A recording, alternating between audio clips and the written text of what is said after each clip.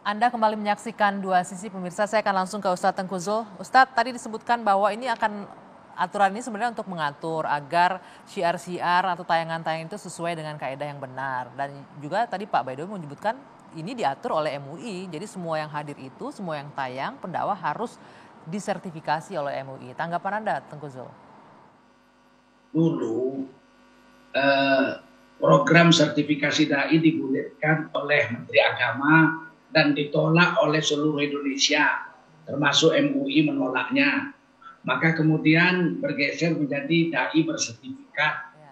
Nah, kalau dai bersertifikat ini seolah-olah ini bagus, saya setuju juga. Cuman kalau dikatakan hanya dai bersertifikat yang boleh bicara di televisi, ini bahaya. Bahayanya Sebab gimana, Kiai Pak Ma'ruf Ustadz? Amin, ya Kiai Ma'ruf Amin, Kang Said Akil Siroj, ketua-ketua ormas itu nggak bersertifikat. Apa mereka tidak berkompeten untuk bicara di televisi? Nah, karena tidak ada waktu atau belum dipanggil, belum dapat sertifikat, nggak boleh tampil. Siapa meragukan keulamaan Kiai Ma'ruf Amin? Tapi saya yakin beliau nggak punya sertifikat. Belum ikut program dai bersertifikat beliau. Walaupun beliau yang nanda tangan. Yang begini kan, ketua-ketua ormas Islam nggak bersertifikat. Apakah itu tidak berhak tampil? Kedua, kalau dikatakan dari ormas-ormas terlarang, mereka itu bukan ormas terlarang. Muhammadiyah, Al-Wasliyah, Ittihadiyah, NU, tidak bersertifikat ulama-ulamanya karena belum ikut program. Apa nggak boleh tampil? Ini kan mempersempit dan bisa menimbulkan bias. Ya, Pak Ustadz, maaf, kalau dibalik Pak Ustadz, kenapa, apa sulitnya kalau para ustadz dan dai ini ya sudah daftar saja ke MUI sehingga semuanya bisa diatur begitu? MUI mana? Kalau pendakwahnya tinggal di Sulawesi, tinggal di Papua, tinggal di Aceh, dan sertifikasi di Majelis Ulama Pusat. Ongkos dari Aceh ke MUI Pusat, pulang balik 6 juta. Ini kan mempersulit kehidupan dai. Kalau ulama beda dengan dai. Dai itu tidak perlu dalam-dalam amat. Saya bisa contohkan beberapa ulama yang sudah dapat sertifikat dari MUI ceramah tentang fikih keliru.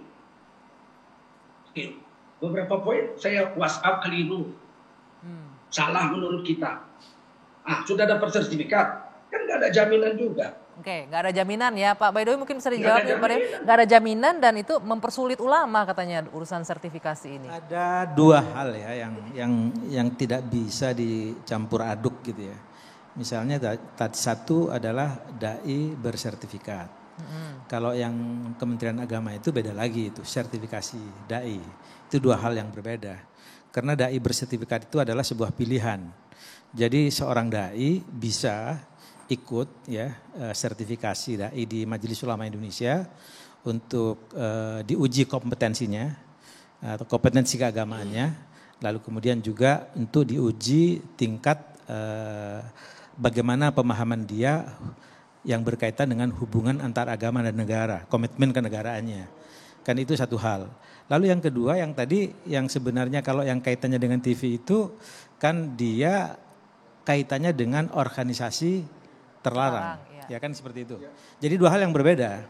Nah, tetapi itu berkaitan karena apa? Karena MUI sengaja kayaknya menegaskan organisasi terlarang itu karena memang ada hubungannya dengan persoalan-persoalan yang tadi ada kaitannya dengan bagaimana pemahaman keagamaan dan pemahaman kenegaraan itu supaya bisa menyatu dalam setiap dai. Dan disitulah sebenarnya maka ini adalah tingkat kehati-hatian dari KPI sebenarnya. KPI kan bagian dari organ pemerintah. Dan pemerintah sudah memberikan larangan terhadap organisasi tertentu. Lah di dalam kondisi seperti ini di Ramadan seperti sekarang ini maka dia mencoba bagaimana agar jalannya aman selama Ramadan. Oke, ini bentuk antisipasi. Bentuk antisipasi dari KPI. Baik. Kemudian jawaban dari KPI itu dia nanya ke Majelis Ulama Indonesia. Di Majelis Ulama Indonesia memang ada program. Maka sebenarnya program itu kalau dijalankan semuanya akan aman. Saya kira termasuk organisasi-organisasi yang terlarang misalnya ya. Terulang misalnya saya sebagai bagian dulu anggota organisasi terlarang misalnya. Lalu saya mengikuti sertifikasi dai di Setelah MUI. itu boleh? Nggak ada masalah saya Oke, kira itu. ya, Kan otomatis itu selesai masalahnya. Bung Nasir, Anda melihatnya bagaimana? Ini boleh saya potong Pak. Ini mengatur katanya agar ini bentuk antisipasi agar tayangan-tayangan kita selama Ramadan ini terjaga. Dan kalau bekas organisasi terlarang pun kalau sudah tersertifikasi tetap boleh kok. Iya, begini Anggi, ada filosofi orang Jawa yang barangkali sering kita dengar ya. Ngono ya ngono, sing ya ojo ngono. Oke. Secara fleksibel kita bilang begini, boleh begitu tapi jangan Jangan begitu gitu-gitu kali amat, lah, gitu ya. gitu-gitu. Begitu juga dalam konteks ini menurut saya, boleh begitu tapi jangan begitu kali lah. Sebab begini ya, dari sisi apa namanya popularitas, terus terang saja KPI 3 tahun terakhir ini kurang terdengar, ya. Jadi dengan cara seperti ini, Akhirnya didengarkan banyak pihak akhirnya kan? orang kemudian mengetahui KPI, gitu kira-kira ya. Terus terang saja memang terlepas setuju atau tidak setuju teman-teman di KPI. ya. Nah, jadi ini menurut saya begini ya, tentu saja larangan ini akan menimbulkan mispersepsi di tengah masyarakat.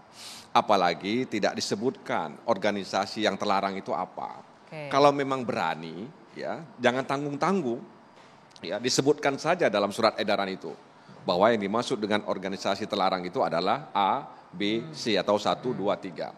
Jadi kemudian tidak mengambang. Jadi masyarakat juga tidak dibuat bingung. Tidak semua orang tahu sebenarnya. Oke, sebentar. Ya. Boleh tahan dijawab dulu sama Pak Mulya. Boleh nggak Pak itu dijawab? Kenapa nggak langsung aja, nggak usah takut-takut, nggak usah setengah-setengah? Karena gitu? itu kan wilayahnya ada di MUI, wilayahnya ada di pemerintah, bukan di kami. Ya. Jadi sebetulnya begini, yang kemudian bisa mengukur ini termasuk bagian dari organisasi yang terlarang. Secara hukum ya, bukan berarti bahwa secara keseluruhan dianggap menjadi kami mengaburkan, bukan persoalannya itu. Secara hukum dan sudah ditetapkan. Satu itu, yang kedua juga ini juga di media manapun juga selalu mengatakan bahwa KPI melarang. Poin yang disebutkan di dalam surat edaran itu mengedepankan, dan kami tidak hanya bicara pada ranah televisi, tetapi juga ranah radio. Makanya di sini kami tidak menyebut apa yang biasa dikatakan oleh MUI sebagai dai bersertifikat, Oke, tapi sebentar. standar.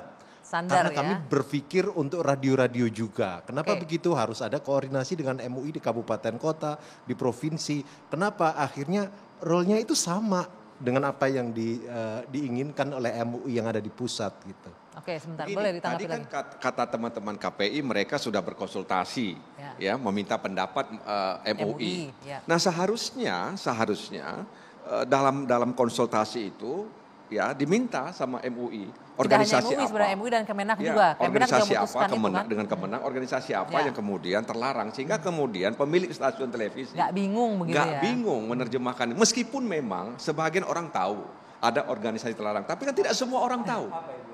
Nah makanya kemudian orang tanya, Loh, ya, Pak tolong Badawi dong, aja sebagai seharusnya- staf Wapres nggak seharusnya tahu dalam surat loh. edaran itu Yang jelas, terlarang itu yang mana? jangan mengambang gitu loh. Nah, gitu, Jadi Pak itu Badawi. yang saya katakan, Ini kan tadi itu Pak- yang saya katakan tadi bahwa ketika ditulis bahwa tidak melibatkan Oke. ya dai-dai, penceramah, mubalik dari organisasi terlarang. Organisasi apa yang terlarang? Oke, sebentar, Apakah kita coba- organisasi dakwah, organisasi Islam, organisasi apa? Begitu kan harus jelas. Nah, itu yang saya katakan sepertinya banci juga surat edaran ini. Surat edaran banci. Agak banci sedikit Nanti kita surat juga edaran tanya, ini. Pak Begitu. Ustadz, Pak Ustadz tahu nggak ini Pak Ustadz bagian dari organisasi terlarang atau tidak? Itu kan juga bertanya-tanya pasti ya. Tapi nanti kita jawab, kita jeda dulu sejenak.